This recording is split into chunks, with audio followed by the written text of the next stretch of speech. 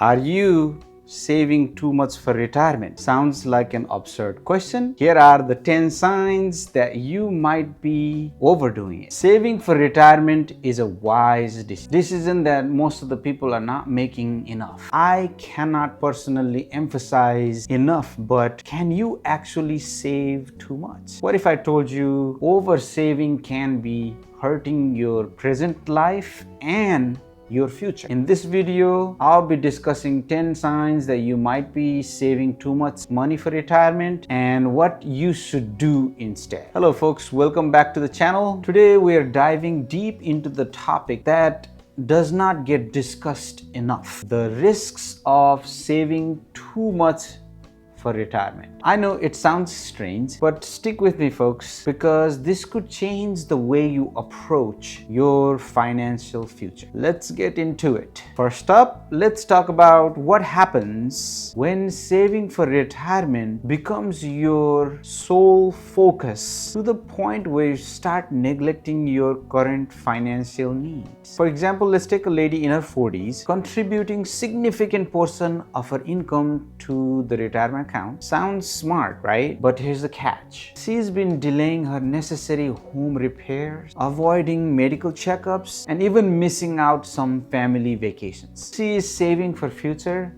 she might not fully enjoy if her present is full of missed opportunities. Remember, your retirement savings should not come at the expense of living your balanced life today. It's about finding that sweet spot between preparing for tomorrow and enjoying today, right now. Next, let's talk about debt. People in America love debt. Are you funneling all your extra cash into retirement accounts while carrying high interest debt? For example, let's say a 35-year-old engineer. He is proud. He maxes out his 401k every year. But here's a problem.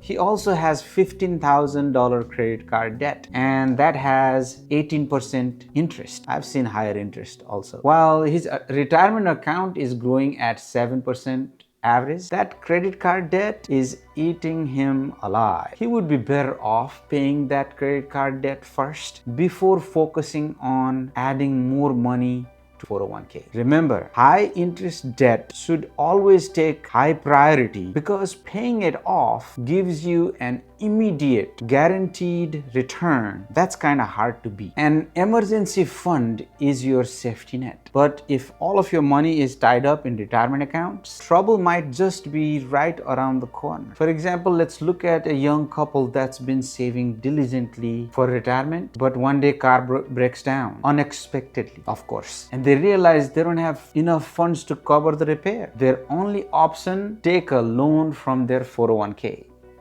And folks, that comes with penalties and taxes. That's not the best move. Remember, it is recommended to have about somewhere between 3 to 6 months of living expenses in an easily accessible saving account. It's your buffer for unexpected life events and loss of income. Next, diversification. It is a key principle in investing. But when you're putting too much faith in a single stock, especially your employers, that can hurt you unnecessarily. Let's take a tech employee with a good amount invested in her company's equity and who's confident in her company's future. She's invested a large portion of her retirement savings, but when her company's stock takes a sudden nosedive due to unforeseen circumstances, her retirement savings can plummet in no time. Remember, over concentrating your investment is risky. Diversify your portfolio and protect your portfolio from severe market fluctuation.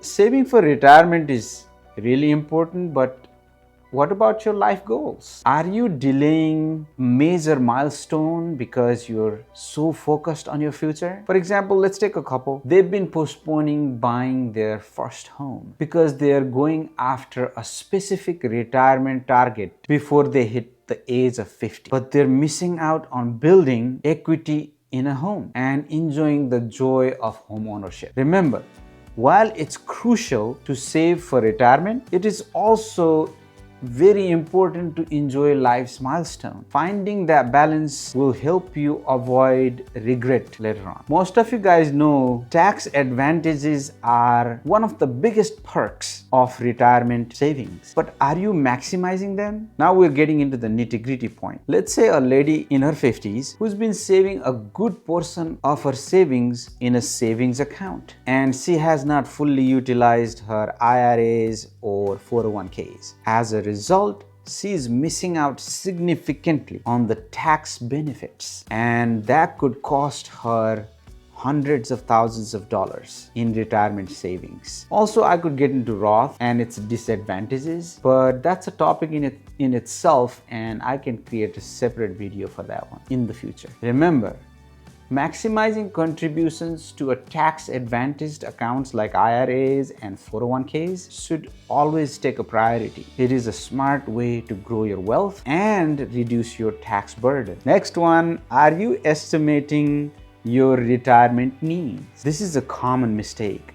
A lot of folks overestimate how much they will need in their retirement. For example, let's say this guy who's convinced he is going to need all of his 100% of his pre-retirement income to have an extravagant retirement. But he's not considering that by the time he retires, his mortgage will be paid off, his kids will be grown up and most likely financially independent. His commuting costs will disappear. Lunches that he buys while he's working, those will disappear. And big thing is there is a reduction in taxes too, because most of the folks in retirement do not spend anywhere close to what they were when they were working. At least folks that I meet who are retired. So in reality, his expenses in retirement could be much lower than he is anticipating. This is another topic that I can probably create a whole new video. So folks, if you haven't subscribed yet, please go ahead and subscribe so you do not miss videos like this in the future. Remember, it is essential to assess your future expenses realistically. Over-saving based on current assumptions can mean missing out on opportunities to enjoy your life right now. This point is, I think, overplayed in financial articles and videos. Most of the people do take advantage of this, but there is a small minority that do not know that they're missing out. So I decided to include this point also. If your employer offers a 401k match and you are not signed up for 401k, you're not taking full advantage. For example, consider this lady who's putting a lot of her saving in other accounts and they do not have an employer match. Even though she is saving, her employer offers, let's say, 5% match on her 401k. If she's not contributing to her 401k, or if she's contributing, let's say 3%, she's missing out on that 2%